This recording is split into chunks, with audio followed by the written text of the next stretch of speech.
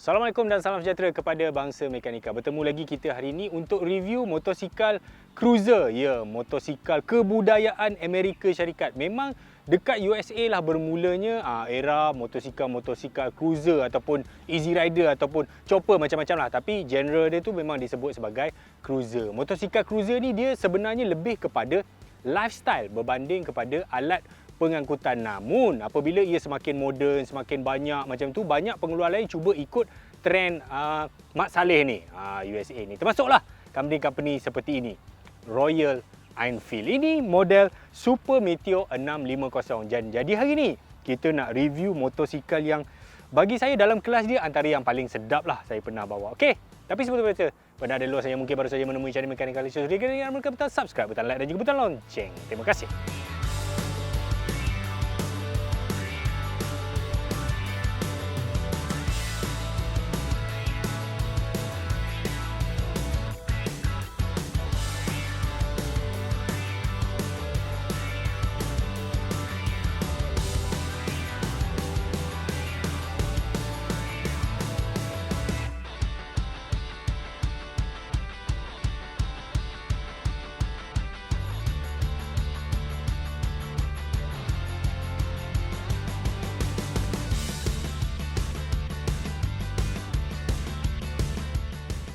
Apakah itu motosikal cruiser? Okey, cruiser ni dia ada sifat yang memang dia berkongsi kepada semua motosikal cruiser. Yang pertama, biasanya dia rendah, nampak? Dia punya wheelbase tu panjang, memang tayar depan dengan tayar belakang tu jauh dia punya jarak dia tu. Kemudian handle dia dekat dengan rider dan biasanya dia punya ni, control dia ni biasanya duduk forward control. Ada juga yang duduk mid control, itu bukanlah isu dia, tapi kebiasaannya memang bila cruiser dia punya forward control. Dia punya control tu duduk dekat bahagian depan. Posisi menunggang. Biasanya kaki kita menjulur macam tu. Handle dekat dengan badan. Dan biasanya beban tidak terletak pada lutut kita. Dia letak pada bahagian belakang. Sebab tu bukan semua orang boleh bawa cruiser. Ia adalah sebuah motosikal unik yang dibina untuk niche market yang agak kecil, tetapi dengan teknologi-teknologi yang ada pada hari ini, bantuan-bantuan elektronik, bantuan-bantuan mekanikal, semua tu, motor-motor macam ni dah jadi besar dia punya pasaran dia. Banyak orang boleh bawa. Even motor-motor macam ni yang dulunya jadi weekend, sekarang dah boleh bawa hari-hari. Dah jadi praktikal, dah ada semua jenis feature, tangki besar, gear dah sedap. Itu dia sebuah cruiser.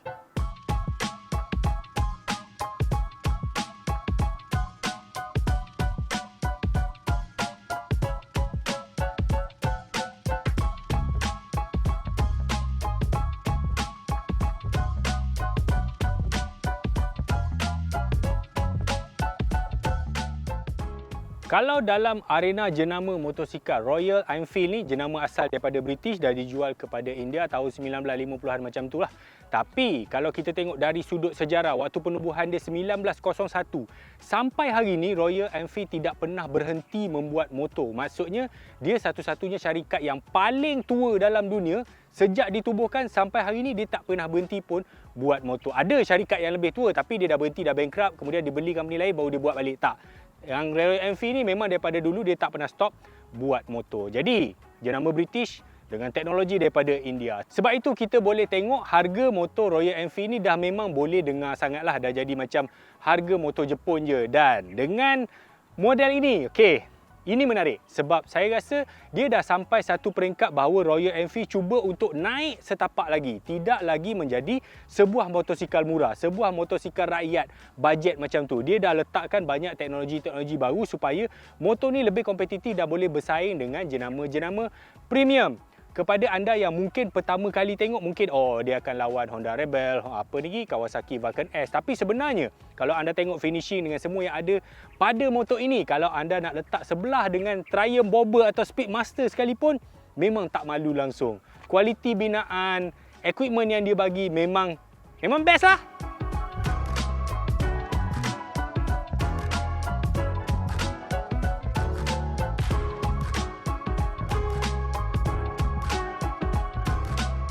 Jika anda peminat motor-motor klasik, motor retro, cruiser, jadi motor ini memang perlu anda letakkan dalam senarai. Sebab apa?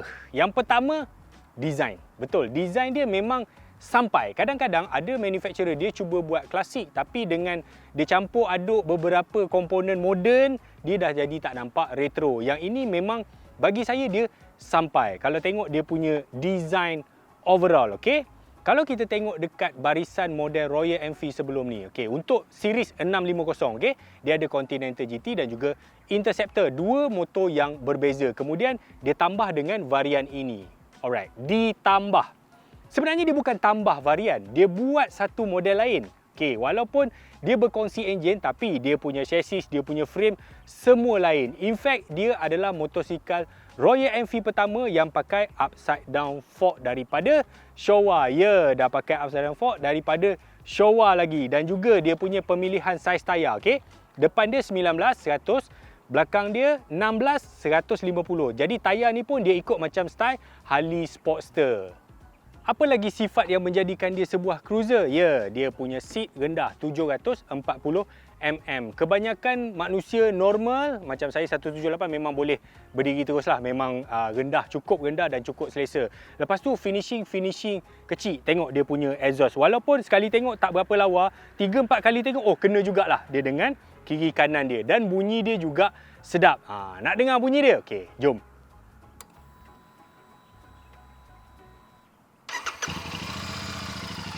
Enjin 2 silinder.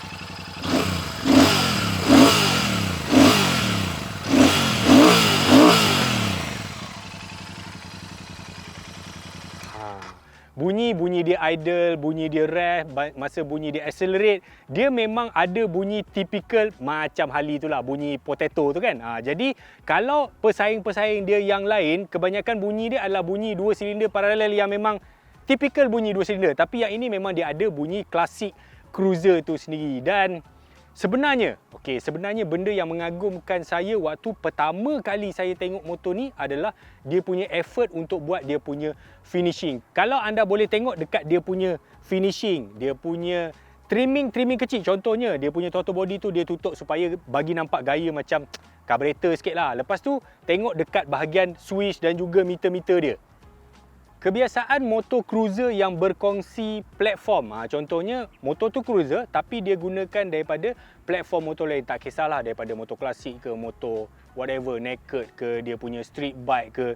Dia biasanya akan berkongsi jugalah benda-benda lain. Contohnya macam meter, switch apa semua. Okey, dalam hal 650 Super Meteor ni, jadi dia khusus menggunakan nampak switch dia. Saya memang suka betul tengok. Jadi motor ni motor klasik, motor cruiser, motor retro, dia kena pakai switch yang klasik. Switch macam ni, dia macam, saya tak tahu ni aluminium brush ke apa, tapi finishing dia memang sangat kemas dan sampai mesej yang dia nak cuba hantar tu. Okey. Setengah motor cruiser juga, perasan tak dia punya side mirror? Yang ini saya agak OCD sikit, particular sikit. Kalau motor klasik, dia tidaklah boleh pakai side mirror yang motor moden, bersegi-segi, side mirror sporty. Jadi, untuk motor klasik dia kena pakai side mirror gini. Chrome, bulat ataupun dekat handbar handle, bulat. Jadi itulah istilah motor-motor klasik. Okey, kalau tengok dekat dia punya meter, memang dia meter tu sendiri bentuk dia bulat, dia macam retro, dia punya tulisan tu nampak macam motor lama, tapi sebenarnya dia meter moden. Bila kita on, semua jenis function ada dekat sini. Saya memang pantang sikit lah. Bawa motor kadang-kadang meter minyak tak ada, meter gear tak ada kan. Dia tak boleh tunjuk indikator yang mana satu kan. Tapi sebagai sebuah pembuat motor yang memang realistik lah, moden tu moden jugalah, tapi nak kena ada benda yang membantu rider. Jadi dia complete. Meter yang kat tengah ni dia tunjuk minyak kita ada berapa, gear ada berapa, mileage berapa. Jadi memang fungsi-fungsi begini memang penting untuk rider. Kita memang tak nak tersekat tengah jalan macam motor pakai carburetor, minyak reserve, buka dia punya switch. Tak nak macam tu. Kita nak motor yang praktikal. Dan nampak tak meter kecil dekat sini? Ni meter apa ni? Sebenarnya dia panggil tripper. Jadi dekat sini dia memaparkan macam mini navigation lah, mini GPS. Dia taklah tunjuk map dalam tu. Kalau dalam keadaan normal dia tunjuk jam. Tapi kita boleh download Royal Enfield punya apps. Dekat situ ada map apa semua. Kita boleh linkkan apps tu dengan tripper ni. Jadi dia boleh tunjuk navigasi, GPS turn by turn. Dia tak tunjuk map lah, tapi dia tunjuk turn by turn. Itu lebih baik daripada tak ada langsung. Jadi usaha-usaha begini dengan meter yang komplit, dengan tripper apa semua, kita boleh nampak bahawa Royal Enfield ni dia cuba untuk angkat image motor dia menjadi lebih premium. Especially finishing. Dia selain daripada teknologi tu, macam saya cakap tadi, finishing dia, tulisan-tulisan yang kecil-kecil ni, even tengok dia punya fitment dia. Kalau dulu bawa motor-motor Royal Enfield ni setengah model dia punya gear tu kadang longgar gedek gitu kan. Tapi yang ini fit and finish dia memang mantap. Kata Abang Baras, pau. Bang.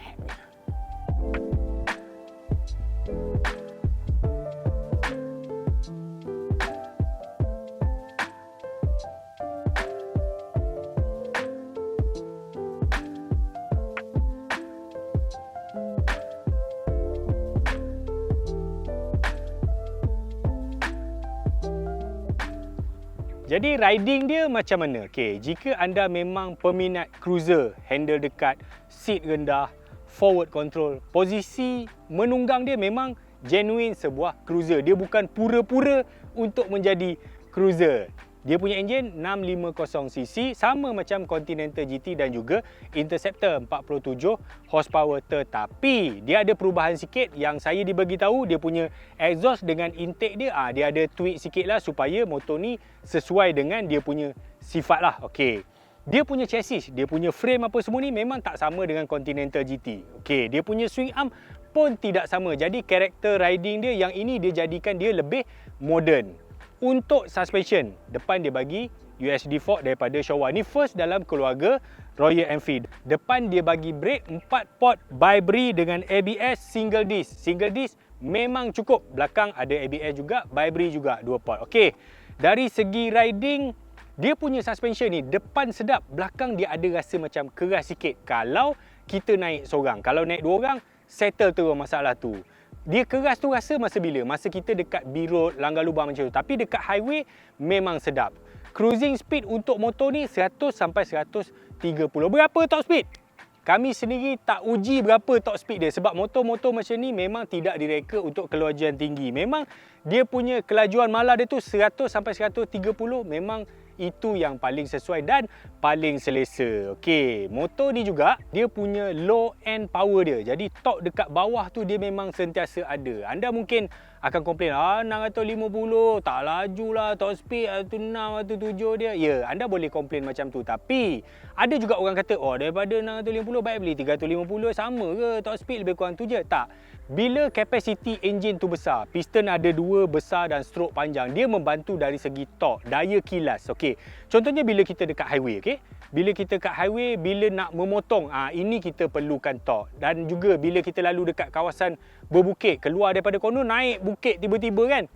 Inilah perlukan torque. Sebab daripada 110 tu, bila kita maintain gear 6 tu, dia tidak nak jumpa bukit turun. Tak. Motor ni memang dia bernafas sampai ke RPM atas. Itu yang saya suka tentang enjin motor ni.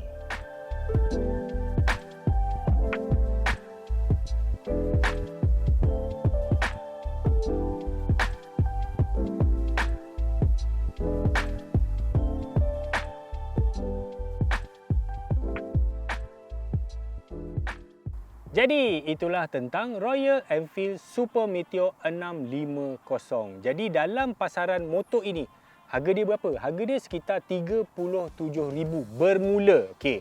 Sebab motor ni dia ada beberapa varian. Yang ini memang varian bawah, lepas tu dia ada yang varian single seat, lepas tu dia ada varian touring yang siap dengan windshield depan, dia punya seat yang lagi selesa, ada backrest belakang, ada banyak. Anda kena tengok sendiri dekat dealer-dealer tu, tengok kalau nak tengok yang full spec apa semua, ada juga bermacam-macam warna, ada yang single color, ada yang dual color, macam-macam. Okey. Dalam pasaran motor ini tak banyak pilihan sebab memang agak kosong untuk middleweight cruiser. Yang ada, yang dalam lingkungan 500-600cc ada Kawasaki Vulcan S 650 dan juga Honda Rebel. Tapi kedua motor yang saya sebutkan tadi, untuk cruiser saya rasa dia tak sampai lagi. Dia tak sampai ke tahap cruiser yang genuine. Tapi Royal Enfield ni memang dia buat daripada ground up untuk menjadi cruiser yang begitu. Jadi dia complete macam ni. Kalau kita nak compare, saya rasa kalau compare dengan Vulcan dengan Rebel, walaupun harga dia hampir-hampir sama, saya rasa Vulcan dalam 37, Rebel dapat kurang dalam 35, 36 macam tu. Tapi kalau kita tengok daripada equipment, finishing, reka bentuk, features, saya rasa RE ni memang dia level lain dah. In fact, kalau kita nak compare dengan Triumph Bobber sekalipun, sebab saya memang minat Triumph Bobber tapi saya tidak mampu untuk membeli motor yang dekat 80,000 kan. Jadi separuh harga anda dapat motor yang macam ni. Jadi macam mana? Jika anda dalam pasaran dan sedang mencari-cari sebuah cruiser atau motor retro atau motor klasik untuk harga dia, untuk harga 37, 38 ni, saya rasa anda wajib cuba. Maksudnya pergi dekat dealer, try motor ni, ride, bawa jalan pendek, jalan kecil, maneuver, celah-celah tu semua, try. Sebab jika anda suka, motor ni bukan saja boleh jadi motor weekend, dia boleh jadi motor hari-hari juga.